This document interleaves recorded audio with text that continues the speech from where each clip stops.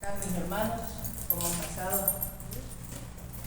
Esa tarea, ¿Cómo les fue con está la tarea? un poco conflictiva. Uno dice relato, otro dice palabra. ¿Qué pasó con la tarea? A ver, cuéntenme. Cuéntenme las novedades que tienen sobre la tarea. Vamos a la tarea.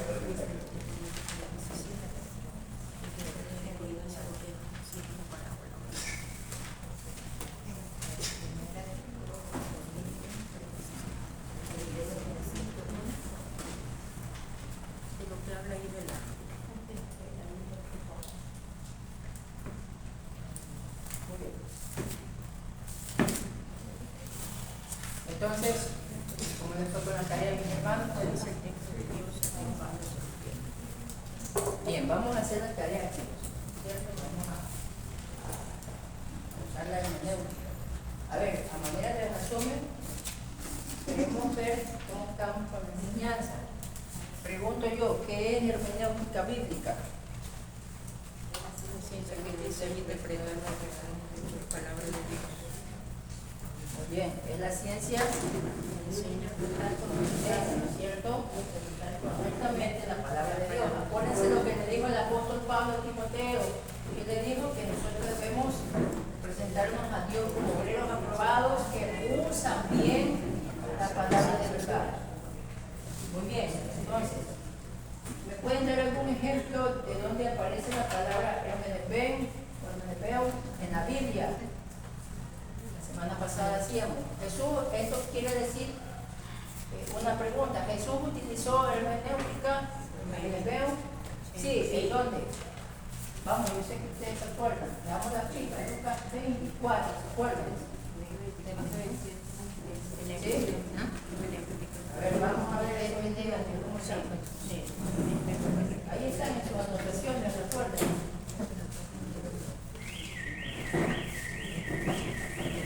Vamos a abrirlo, vamos a ver todos los minutos necesarios. Lucas 14, Lucas 24, Lucas 14, 24. ¿Se acuerdan? ¿Se acuerdan cuando iba el camino a dónde? ¿A dónde? El camino de Maús, capítulo 24, ¿qué verso? 25, 35 al 37. 25 al 27, perfecto. ¿Qué dice? Que Jesús les declaraba, la palabra declaraba en griego significa hermenebeu. ¿Qué significa hermenebeu? Explicar, interpretar. Entonces nosotros como maestros de la palabra debemos aprender a ¿qué? A interpretar. ¿Qué vamos a interpretar?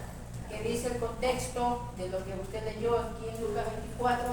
¿Qué fue lo que interpretó Jesús? Las escrituras. ¿Se acuerdan? ¿Se acuerdan de otro ejemplo que vimos en el libro de Hechos? Con un evangelista conocido en su tiempo llamado como Felipe. ¿Se acuerdan? Se encontró con un funcionario de Candace, un etíope.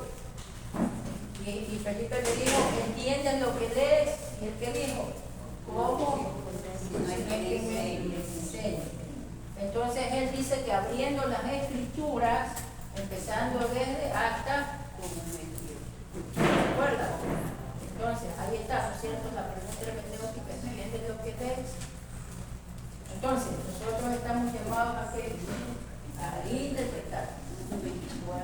¿Se acuerdan ustedes los 3 puntos básicos que hace la hermenéutica? ¿Qué hacían? En el cuadrito que hicimos. Traducir, explicar e interpretar. Traducir, explicar y interpretar. Eso ya. Entonces, a manera de definición, debemos tener claro lo que es hermenéutica, ¿no es cierto? Además que la hermenéutica nos enseña a interpretar correctamente la Biblia, la hermenéutica también nos provee de ¿qué? De herramientas, concordancia, Biblia de estudio. Lamentablemente no puedo ver la computadora con Word. No sé si Carlito hago el programa actualizado, pero vamos a tratar de compartir como sea ese Word para que ustedes puedan entenderlo, ¿no es cierto? Provee de herramientas y también provee de ¿qué? De principios. No podemos irnos en contra de los principios que la hermenéutica establece. ¿Ya? Principios. Como uno de los principios es la ley del contexto. ¿Se acuerdan que veíamos la semana pasada la primera ley del contexto? La del contexto, ¿cuál es? Inmediato. ¿Qué es el contexto inmediato? Puede estar antes o después. La respuesta al versículo que analizamos puede estar antes o después. Es decir, todo versículo que analizamos mantiene una idea. Entonces, cuando leemos un versículo, nos está transmitiendo una idea del versículo. Para no salirnos de la idea, para no quebrantar la idea, tenemos que tener muy claro que los versículos que están antes o están después van a ayudar a ¿qué? A reforzar la idea o a contestar preguntas sobre la idea que es el versículo. ¿Sí? ¿Se acuerdan ustedes el ejemplo de Hebreos 10? ¿Era un pecado doctrinal o un pecado moral? Doctrinal. Una palabra que me gustó de uno de los hermanos que dijo era que consiste en retirarse de la fe, es decir, apostatar. Teniendo pleno conocimiento que Jesús es quien, la verdad. La hermenéutica entonces nos ayuda a interpretar de manera correcta. Si yo les ponía el asunto, el caso, que si venía una persona alcoholizada, ¿podemos aplicarle este término? No. Si viene una persona que ha adulterado, ¿podemos aplicar este versículo? No podemos, porque no se trata de un pecado moral, se trata de un pecado doctrinal. No estamos diciendo que se deba de juzgar el pecado con la palabra, no. Estamos diciendo que debemos aprender a ¿qué? A aplicar, a utilizar correctamente los versículos donde se necesitan.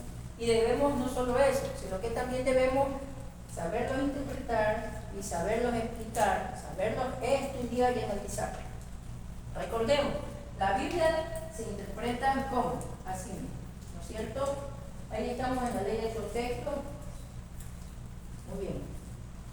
Entonces, volviendo al punto, la ley del contexto. Le habíamos mandado un deber sobre la ley del contexto.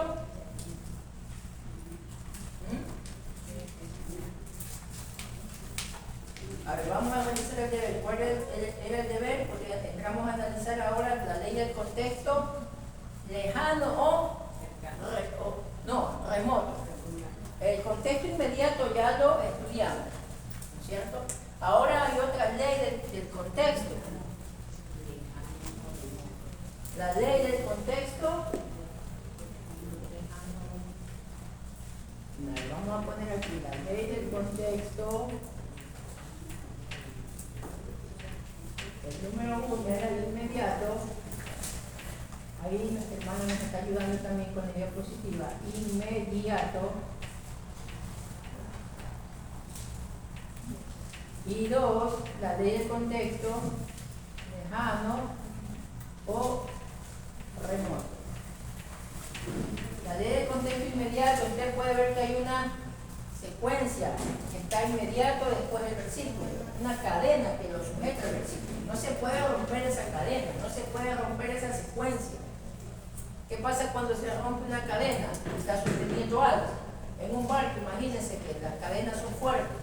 Si se destruye y se rompe una cadena, el barco se va a la deriva. Entonces, un versículo es así mismo. Cuando hay un capítulo de la Biblia, puede ser Juan 3, por decirlo, tenemos que ir interpretando nosotros el versículo de pronto 16, si no ocurre, con los otros versículos para ayudar a entender mejor la idea.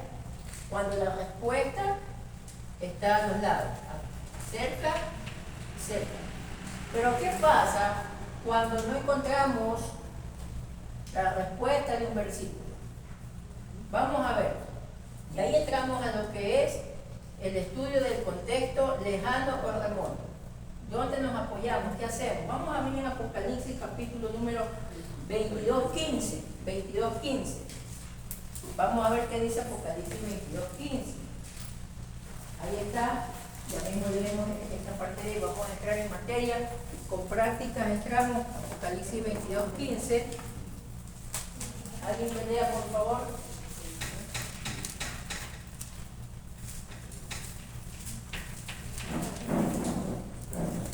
perros estarán fuera, y los hechiceros, los fornicarios, los homicidas, los idólatras, y todo aquel que ama y hace mentira.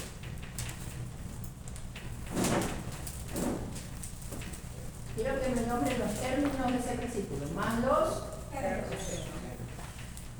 ¿qué más? Hechiceros, fornicarios, homicidas, idólatras, y todo lo que hace. ¿Qué dice? ¿Cuál es el fin de ellos? Están fuera. ¿Cómo termina el versículo? Todo aquel que ama y hace mentira. Estará fuera. Más los perros están Estarán fuera. fuera de dónde. ¿Hay algún contexto inmediato para responder esa pregunta? ¿Antes o después? Sería como que la situación, porque está hablando de la vida de Cristo. De la vida de Cristo, ¿qué más? Todo el capítulo de lo rápido en su mente, a ver, de una implicación. Estarán fuera, dice Apocalipsis 15. A ver, vamos a usar la hermenéutica del contexto inmediato. ¿Fuera de dónde? ¿Fuera de qué? ¿Perdón?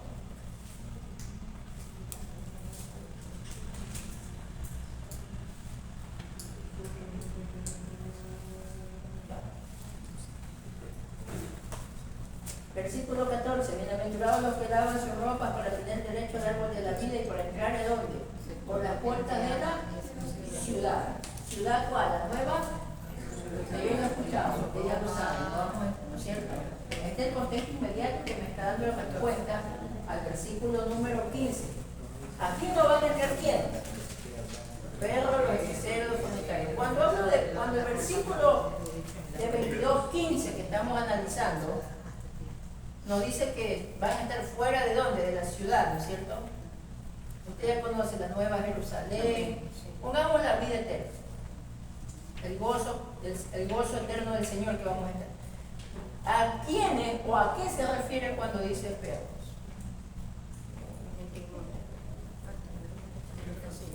¿Dónde encontramos la respuesta? ¿Qué necesitamos? Llamamos a la IA, inteligencia artificial, llamamos al Gemini, llamamos a Siri. ¿A quién llamamos para consultarle? ¿Qué hacemos? ¿A qué se refiere cuando decimos perros? ¿Usamos otras versiones? ¿Qué usarían ustedes? Concordancia. Vamos a apoyarnos en una concordancia.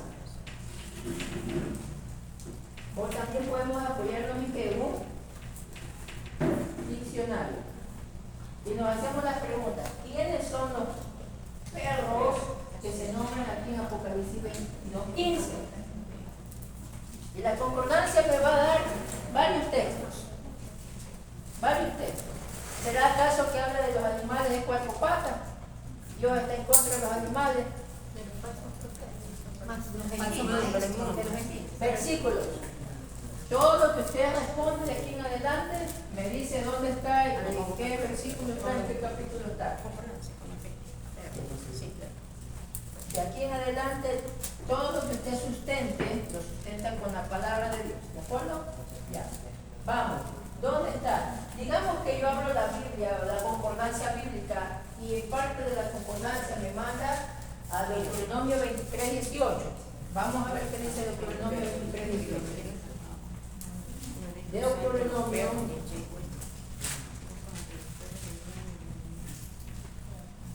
23:18. Y me da otro texto también en Filipenses capítulo número 3, verso 2.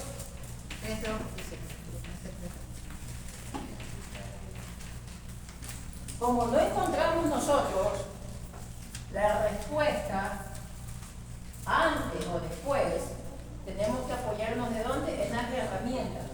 ¿Cuáles son las herramientas? Concordancia o diccionario. Más rápido.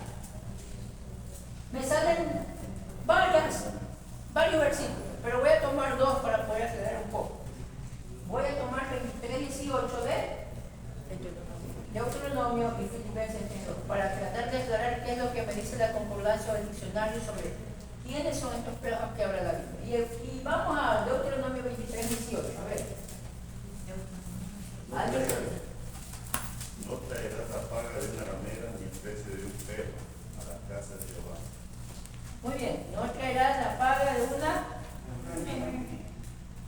rameras ni de un perro a la casa de Jehová.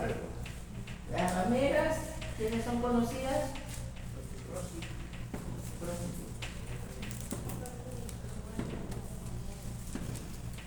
Ni el precio de un perro. Todavía estamos en duda. ¿Quiénes son esos perros? Ya. Los malos obreros. Ya, esta versión ya mismo la leí. Ya vamos a leer esa versión. Mi hermano acá se apoyó en una versión también que nos ayuda bastante. Seguimos con la situación. 23:18 me dice no traer el precio de un perro. ¿A quiénes se refiere? Tenemos entonces qué cosa. Buscar la respuesta. Aquí es una mezcla, se da cuenta. Estamos en un contexto remoto, pero el 23:18 me obliga a buscar una respuesta con un contexto que inmediato. Entonces leemos antes y después para ver a quiénes se refiere. A ver, busquemos a quién se refiere 23:18 como la pala de un perro. Léalo. ¿Y dónde está? ¿En qué versículo? Ahí está la respuesta.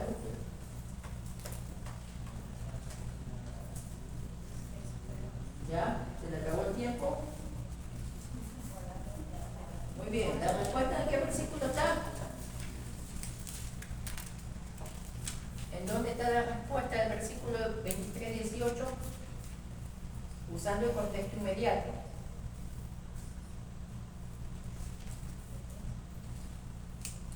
No. Versículo 17. ¿Qué dice? No haya ramera entre las hijas de Israel. Ya, eso lo tenemos claro. Perfecto. ¿Y qué más? Ni de un solo y sodomita. Entonces encontramos la respuesta. ¿Quiénes se refiere 23:18? Perros no sodomitas. Sodomitas. Entonces, 23:18 dice que los perros son. No estamos en una clase, lógicamente, de imaginación ni tampoco de degradación, solamente estamos analizando el contexto bíblico. En el Antiguo Testamento, 23:18, usando la concordancia o el diccionario o la versión diferente bíblica, nos dice que los perros les da un significado en el Antiguo Testamento. ¿A quiénes? A los sodomitas. Según el verso número 17. Usted para encontrar esta palabra tuvo que utilizar ¿qué cosa? La ley del contexto inmediato. Pero seguimos trabajando en el contexto. Perfecto, estamos buscando, todavía mira que recién estamos entrando en esta. Entonces definimos que clasifica Apocalipsis 22:15 a los perros como a los sodomitas. ¿Quiénes son los sodomitas de este tiempo? Grave la cosa, ¿no es cierto? Más los homosexuales estarán sodomitas, los que se entregan cuerpo a cuerpo con hombre, los que tienen sexo hombre-hombre, mujer-mujer. Pablo lo describe en capítulo 1:18 en adelante, la perversión, la mente. Pero estamos dando por entendido que la palabra perros, según Apocalipsis 22:15, a nuestra respuesta son los homosexuales. ¿Quién nos envió a esta respuesta? 23:18. Digamos que quiero conocer un poco más. El diccionario me dice también que hay otro tipo de ¿cómo le puedo explicar? Bueno, lo define también no solamente el homosexual como perro, sino también que le da un término también a otro grupo de personas. En Filipenses 3:2 aparece esta misma palabra, perdón. ¿Y qué dice Filipenses 3:2? Guardaos de los perros, guardaos de los malos obreros, guardaos de los mutiladores del corazón. En esa versión, ¿cómo es? En antiguo, En la Filipenses 3. Guardaos de los. También aparece la palabra perro aquí. ¿A quién compara estos perros de Filipenses 3:2 con quiénes los compara? Con los Malos obreros.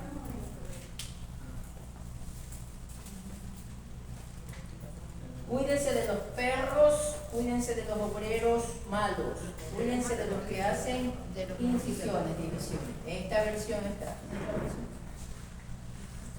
Vamos entonces dando por entendido que Apocalipsis 22:15 no solamente se refiere a los homosexuales como perros, sino también, Filipenses capítulo número 3, verso 2, a los Malos obreros.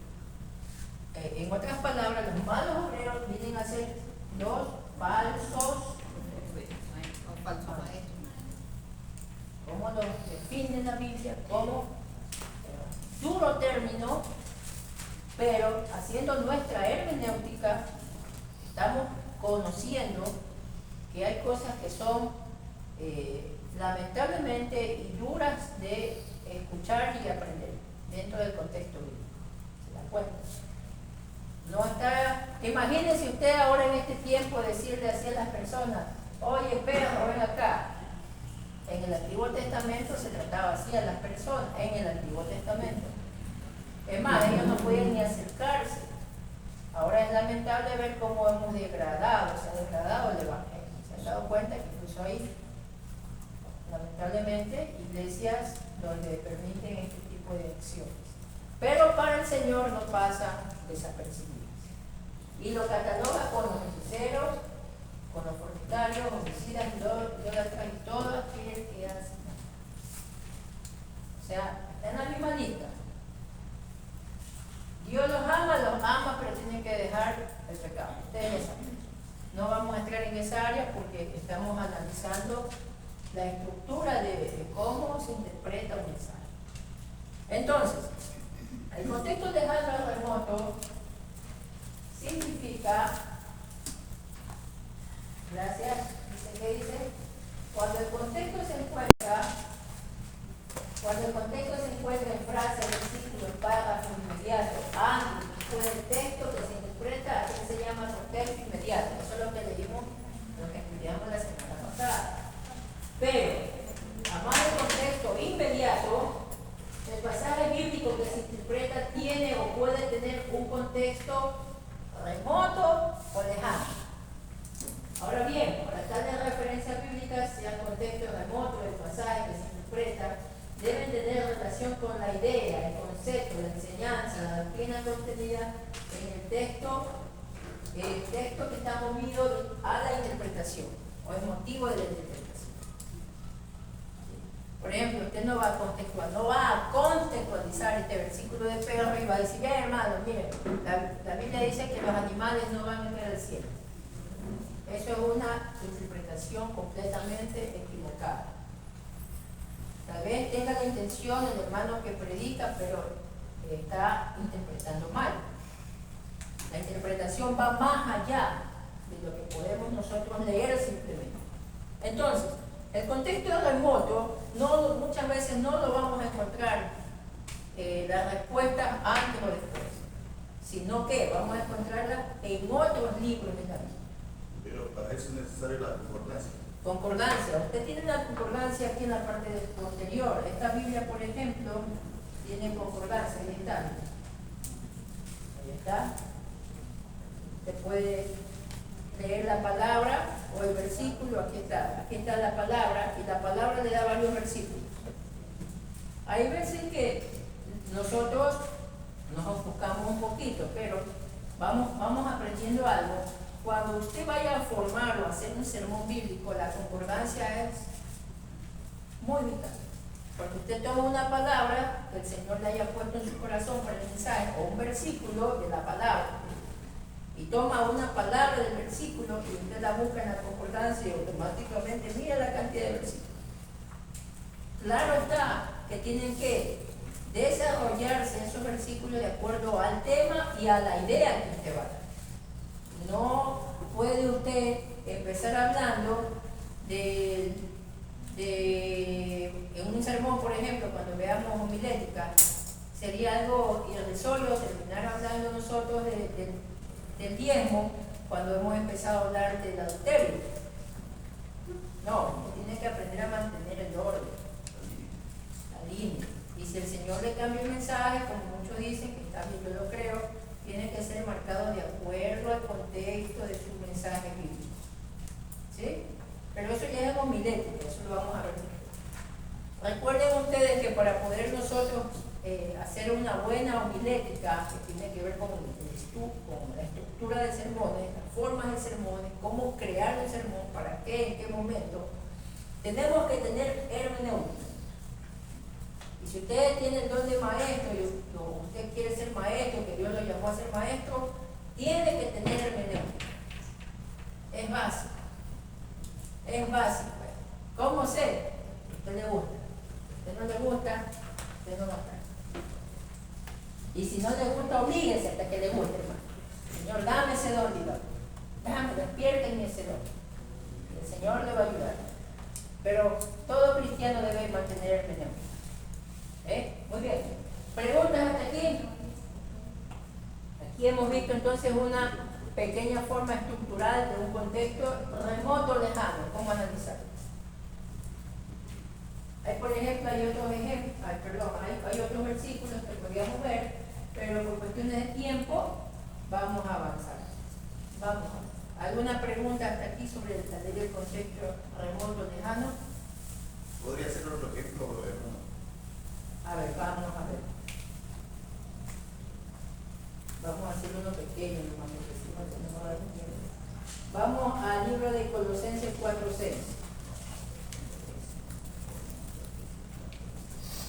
Estamos olvidando de realizar el deber. Yo creo que esa pregunta fue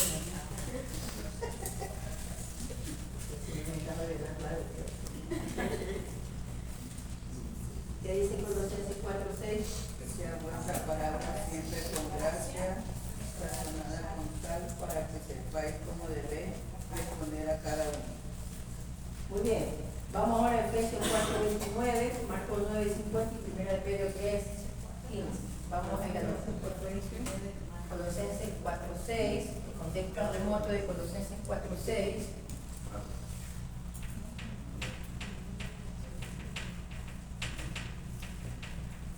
Contexto remoto lo manda Efesios 4:29,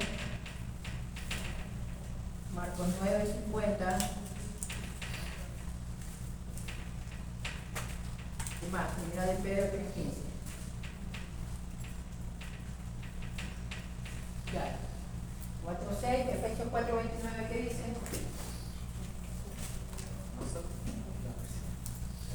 En versión del 60. Algunas palabras corrompidas. Salga de vuestra boca, sino la que sea buena para la necesaria. Perfecto. Vamos ahora a Marcos 9:50. Buena es la sal, si la sal se hace insípida, ¿con qué lo sazonaréis? Tener sal en vosotros mismos y tener paz los unos con los otros. Primera de Pedro 3:15.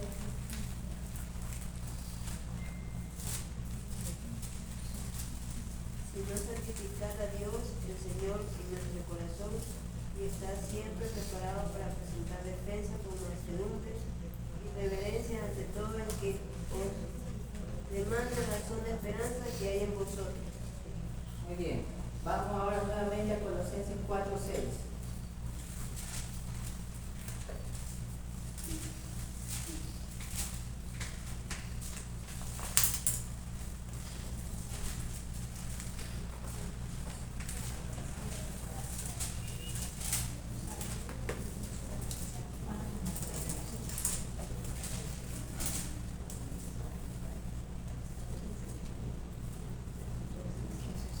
Sea vuestra palabra siempre con gracia, sazonada con sal.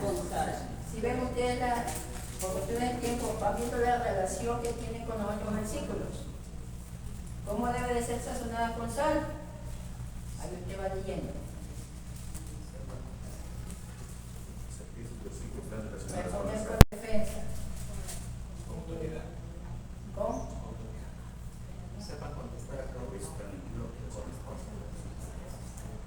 Mansedumbre La salva con mansedumbre, y reverencia ante todo el que os reverencia. La sal representa, ¿qué representa la sal? Nosotros, además de ser sal en la tierra, nosotros debemos demostrar que debemos transmitir esa sal de la tierra. Y esa sal va, nuestra forma de accionar tiene que ir acompañada de nuestra forma de conducirnos en nuestra personalidad. Porque una cosa es venir a la iglesia y todo el mundo nos conoce, pero allá afuera, ¿quién nos conoce? La sal, tanto que damos afuera, tiene que venir a ser de una manera santa cuando nosotros levantemos nuestras manos. El Señor dijo, vosotros sois qué cosa, sal de la tierra.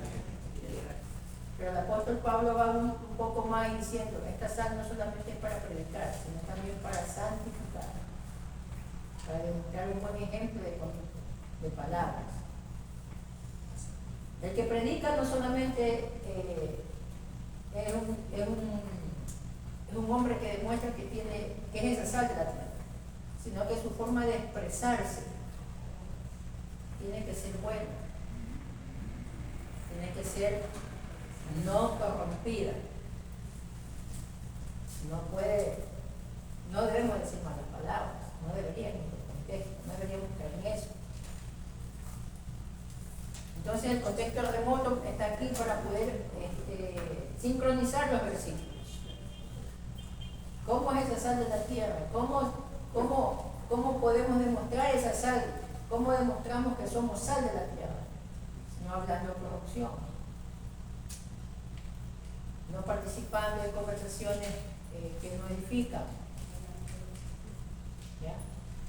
¿Se dan cuenta cómo el contexto remoto nos ayuda? Y lógicamente que este es un contexto que está en base a un ejemplo, pero si el Señor a usted le guía al mismo versículo con otros versos, totalmente libre de hacerlo usted.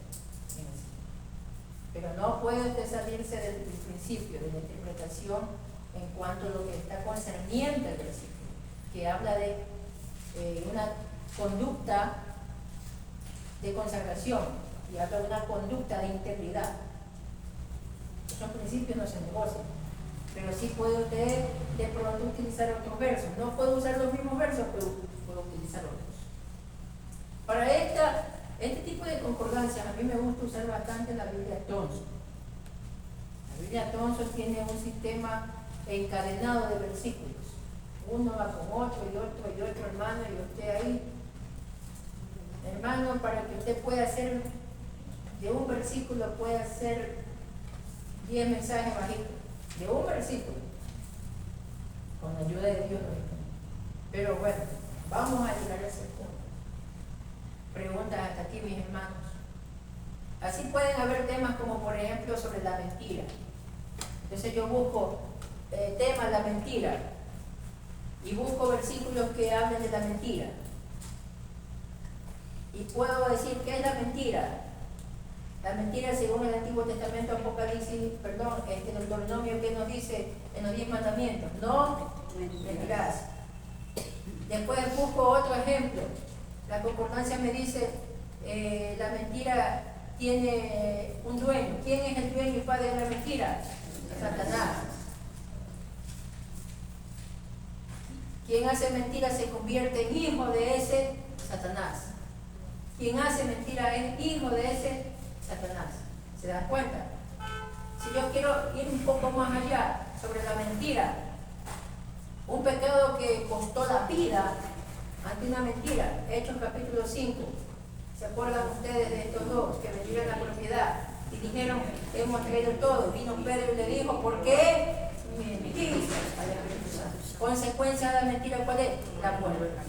¿Se dan cuenta? Busco concordancia de los versículos y utilizando la ley del contexto remoto, voy encadenándolos. ¿Se dan cuenta?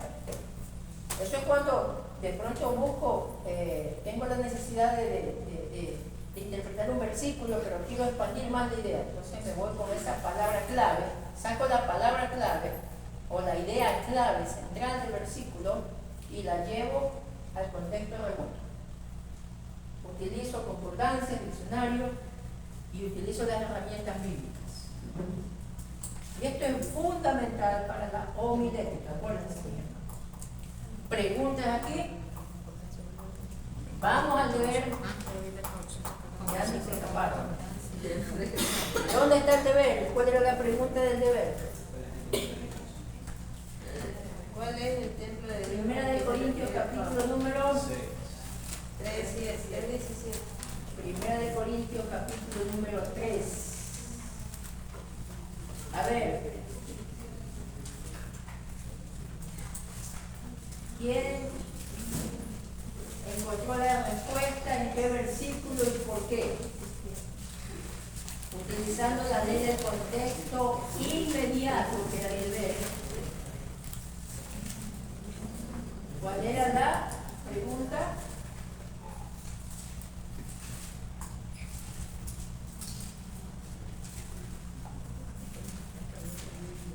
¿Cuál es el templo de Dios? De Dios al que se refiere. ¿Cuál es el templo de Dios al que Pablo se refiere? En 1 Corintios capítulo número 3, verso 17. con sustento. ¿Dónde está la respuesta? A ver, vamos. Bueno, no puedo usar ese versículo. ¿Mande? Solo puedo usar ese versículo. Estamos usando la ley del contexto inmediato. Recordemos que pueden usar los versículos que están antes o después para encontrar la respuesta. Por ejemplo, el 6 podría usar. A ver, el 6.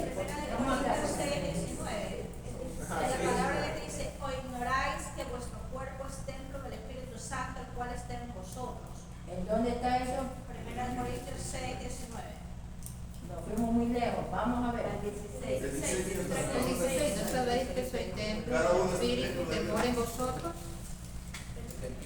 No saben que son templos de Dios y que el Espíritu de Dios habita en ustedes. Vosotros ¿No no sabe que soy? 16. Ya. Y es la más.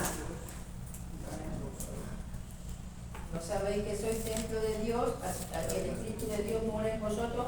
Cuando el apóstol aquí le está levantando la pregunta en el verso 16, ¿se la está levantando de manera personal a alguien o se la está levantando de manera colectiva? colectiva. Entonces, ¿cómo podemos interpretar el verso número 17? ¿Cuál es el templo al que Pablo se refiere? A la iglesia. ¿Por qué? Porque el contexto inmediato empieza en el capítulo número 1 y encadena del 1 hasta el se va a avisar. Empieza Pablo diciendo de manera que yo esto y esto, y después le dice más adelante que son carnales, el 4, yo ciertamente dice soy Apolo, Pablo. 5, ¿qué somos? Nosotros somos servidores de Cristo. Yo planteé, Apolo no, pero el crecimiento lo ha dado Dios. Yo planteé, Apolo sembró, está dando la idea de que hay algo que ha sido construido, ha sido levantado, pero que Dios ha sido el que ha dado ese crecimiento de lo que se ha levantado. ¿Qué más? La idea continúa. Así que el que plantea algo y el que plantea y el que riega son una misma cosa, porque nosotros somos colaboradores de Dios, mantiene la misma idea. Y vosotros sois el campo, la labranza de Dios, el campo, son el edificio espiritual, la iglesia universal. Nosotros debemos utilizar el término iglesia universal. Cuidado, va a decir, hermano, Dios free. No, hermano, nosotros usamos el término directo como iglesia universal del cuerpo de Cristo. Somos una iglesia invisible. Somos una iglesia invisible. ¿Hay más hermanos como nosotros en otras partes del mundo? Sí. Entonces Pablo le dice, no, vosotros sois un labranza, edificio de Dios, espiritual. Conforme a la gracia de Dios que me ha sido dada, yo como perito arquitecto puse el fundamento y otro edifica encima, pero cada uno mire cómo sobre edifica. Pablo dice, yo no empecé la base las empezó ¿quién? Otras personas, incluso el mismo Cristo, que es la piedra angular. Yo lo que hice fue construir sobre eso, pero Dios es el que da eso. Teniendo en cuenta la idea que nosotros somos como arquitectos que vamos haciendo un edificio, y aquí viene lo más serio, porque nadie puede poner otro fundamento. Eso ya lo sabemos. Y sobre este fundamento alguno edificar, escuchen, y si sobre este fundamento alguno edificar oro, plata, piedra preciosa, madera, heno, horaria, la obra de cada uno será manifiesta, porque el día la declarará por el fuego, será revelada, y la obra de cada cual sea el fuego la probará. ¿A qué se refiere el apóstol Pablo? Pablo dice, nosotros hacemos una obra en beneficio de la iglesia. Ahora, esas obras tienen que ser, usa la metáfora aquí el apóstol y dice que tiene que hacerse como que fuera oro, como plata, o sea, de mucho valor. ¿Por qué? Porque Pablo dice, esas obras que nosotros hacemos, Dios las va a aprobar. En favor de la iglesia, Pablo dice, nosotros trabajamos como arquitectos, pero nosotros hacemos la obra. Pero el que da la prueba de esa obra es Dios. ¿Qué va a probar Dios? ¿Por qué tiene que probar Dios nuestra obra? Dice el apóstol Pablo. Ahí vamos, continuemos. La obra de cada uno será manifiesta porque el día la declarará. Si permaneciere la obra de alguno que sobreedificó, recibirá recompensa. Si la obra de alguno se quemare, él sufrirá pérdida de la obra, el servicio. Si bien él mismo será salvo, aunque así como por el fuego. No sabe que soy templo de Dios y ta. Si alguno destruye el templo de Dios, Dios le destruirá a él, porque el templo de Dios es el cual soy vosotros santos. Nadie os engañe. Si alguno entre vosotros se cree sabio en este siglo, hágase ignorante para qué, y X, Y, Z. El Señor está diciendo, en el capítulo 3, versos 10 y 13, para entenderlo mejor. Yo estoy haciendo una obra aquí. ¿A favor de quién? De la iglesia, que somos nosotros. El Señor está viendo cómo yo estoy haciendo esta obra. Porque esta obra que yo estoy haciendo, este servicio, va a ser probado en el día del tribunal de Cristo. Por eso dice, la obra de cada uno va a ser probada. Si resiste como el fuego, es una obra buena que recibirá galardón de Cristo. Pero si no pasa, y la pregunta es ¿por qué no va a pasar? Si no pasa, aunque ya es salvo, la obra se pierde, pero no recibirá recompensa. Pero ¿cómo es posible? Se supone que si estoy haciendo algo para Dios, tiene que ser algo bueno, y es bueno hacer algo para Dios, pero no es lo que tú hagas bueno, sino es como son tus intenciones para hacerlo. Si tú lo estás haciendo, yo estoy aquí parado con amor, o por figurar, o por caerles bien a ustedes, o porque el pastor me dé un puesto superior. No, eso es menos. Se supone que Pablo nos está enseñando y dice que debemos edificar a la iglesia sin ningún tipo de interés, pero eso sí, trabajándola con mucha excelencia, porque va a ser probada nuestra obra. Contrario es que si usted hace algo para figurar, o por envidia, por celos, o por contienda, o por interés o de mala gana, esa obra sufrirá pérdida, aunque usted ya sabe. La pregunta es, ¿cómo servimos a Dios? Por agradecimiento a la salvación, por adoración, o por caerle bien a los demás. Si es por caerle bien a los demás que usted está haciendo algo para el Señor, no tiene nada ya en los cielos, olvídese. Más que la salvación. Porque usted la fe no la va a perder en Cristo. Y eso va a pasar ¿en dónde? En el tribunal de Cristo. Usando el contexto inmediato, entonces dimos la respuesta. ¿Cuál es el templo de Dios? Es la iglesia. La iglesia invisible. Nuestro deber es ¿qué cosa? Servir, pero servir sin mala gana. Servir, pero servir espontáneamente, con amor. Esa es la diferencia, hermanos. Ya en el capítulo 6, que habla nuestra hermana Miriam, ya está hablando más personalizado a nuestro cuerpo. Ahí habla ya de la situación moral. Pero acá en el capítulo 3 la idea mantiene la idea de los colaboradores de Dios. Labranza de Dios. Pero entonces ese versículo tiene contexto en la ley inmediata y lejana. Depende de cómo tú lo quieras enfocar en la observación. Si lo uso para un contexto remoto, lejano, podría utilizar a los malos obreros, a los malos siervos. Podría apoyarme con una idea, no solamente en el sentido de decir que el Señor pide que nosotros para con la iglesia demos un excelente servicio lleno de amor y cuidado con lo que hacemos. Cuidado con lo que hacemos en favor de los demás, porque somos una iglesia. Ahora, de manera individual, nosotros estamos metidos dentro de esa iglesia. Y de manera individual debemos cuidar nuestro cuerpo. Eso ya aplica en Corintios, 1 Corintios capítulo número 6, ¿cierto?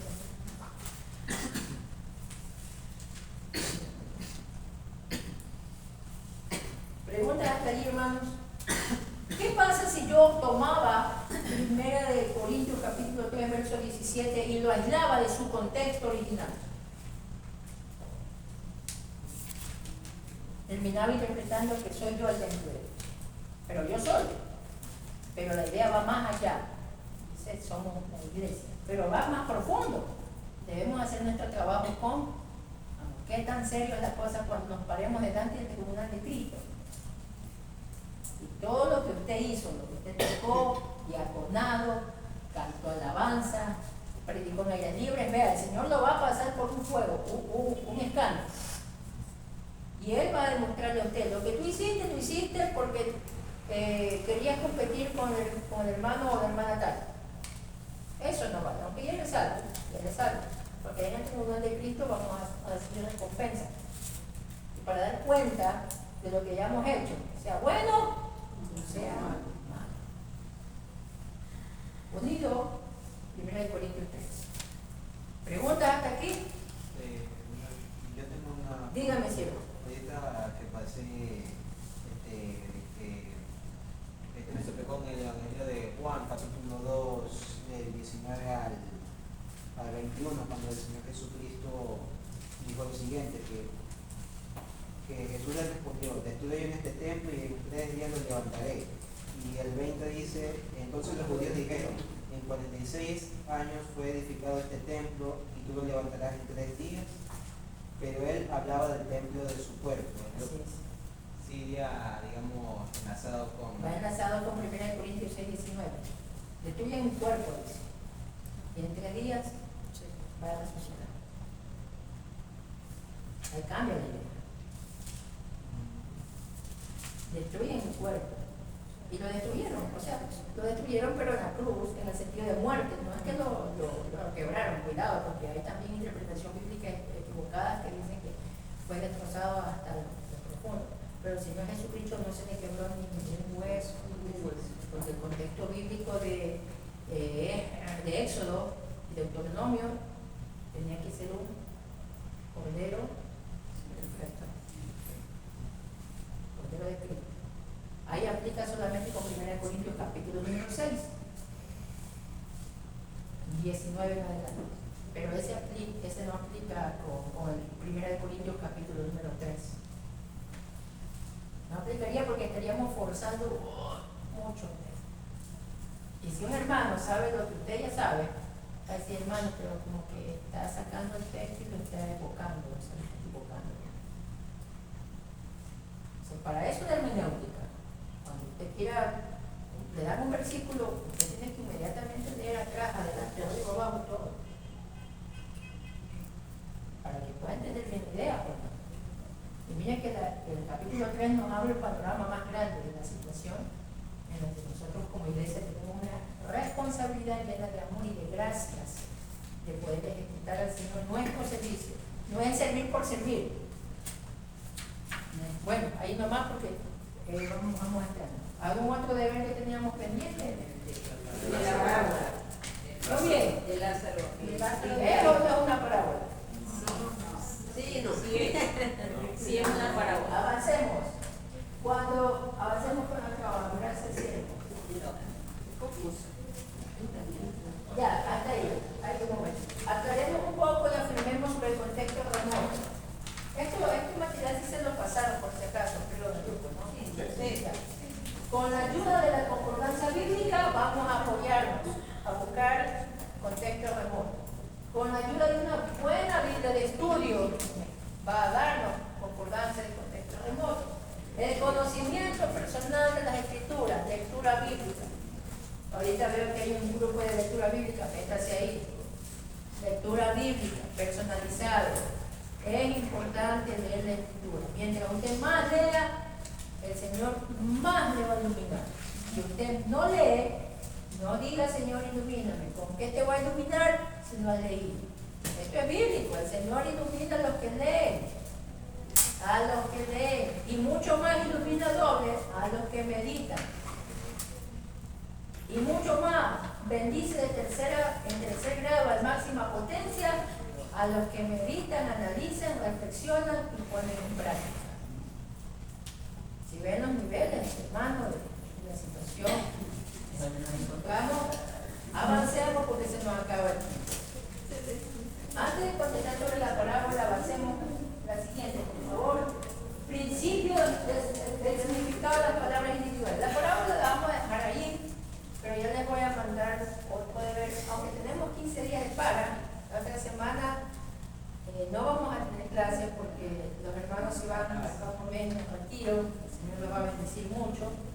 Y cuando usted tenga la oportunidad, yo sí les recomiendo que ustedes, si tienen sus hijos, envíe a sus hijos.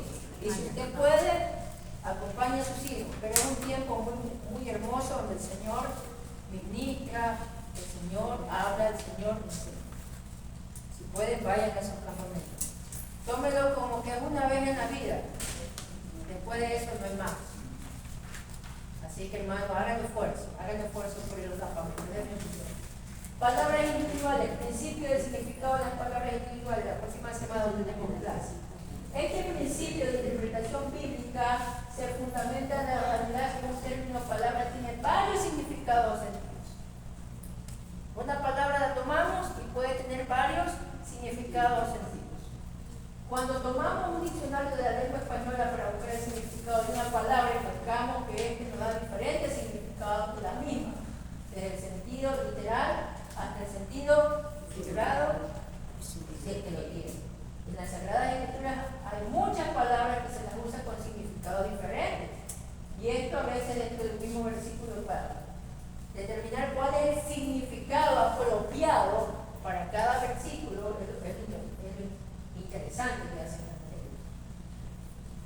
Es fundamental para la exacta y correcta comprensión del texto bíblico que se estudia. Entre las palabras que se usan con diversos significados en la Biblia estamos, por ejemplo, mundo, luz, tiniebla, carne, la maldición, casa, invocar, ley, circuncisión, etc. Pregunta, decía, no, muy bien. Vamos a ver un ejemplo rapidito.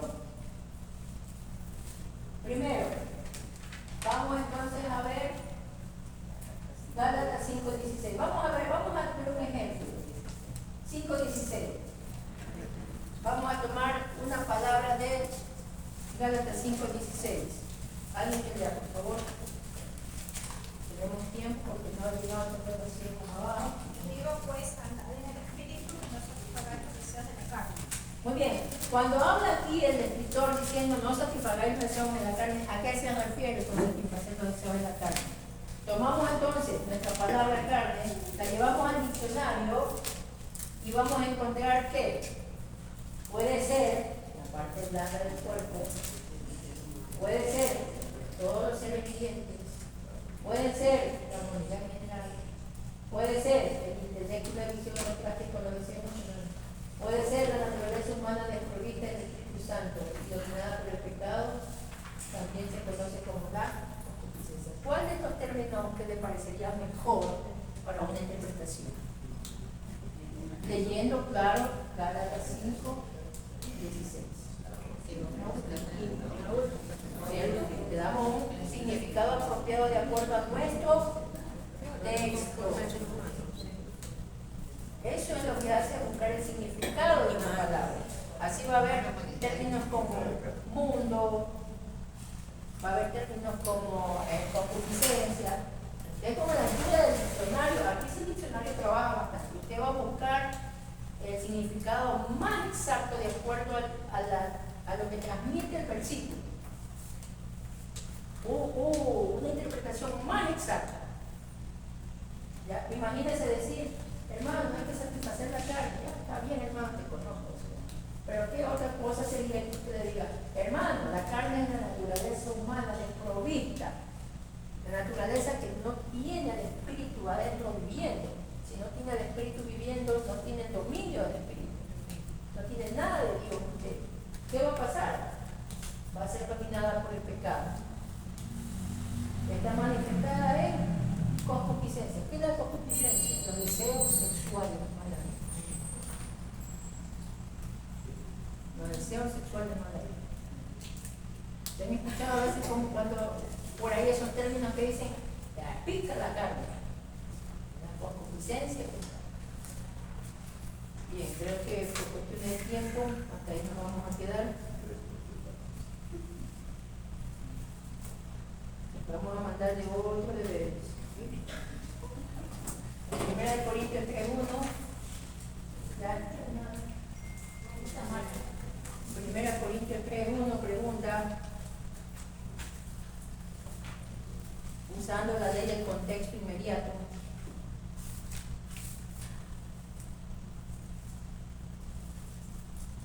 ¿Por qué los corintios eran carnales? Niños en Cristo. ¿Por qué los corintios eran carnales, niños en Cristo? Ese es 1 Corintios 3.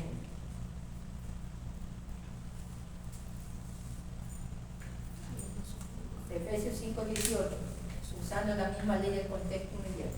5:18. Efesios 5:18. ¿Cuáles son las manifestaciones de una persona llena del Espíritu Santo? Eso lo debe ver sencillito.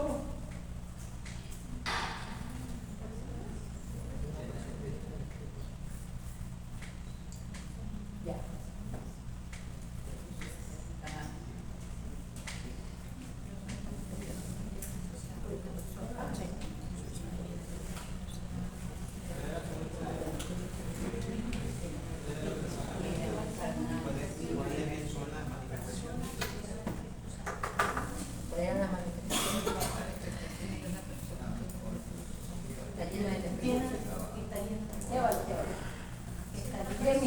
Hasta ahí vamos a eso.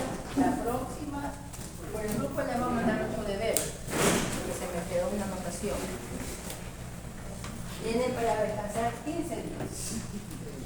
Les vamos a dar un ejercicio que mañana ya se lo haga. Que el Señor los bendiga. Vamos a orar, Señor, te damos gracias ahora. Padre, te lavamos, te bendecimos.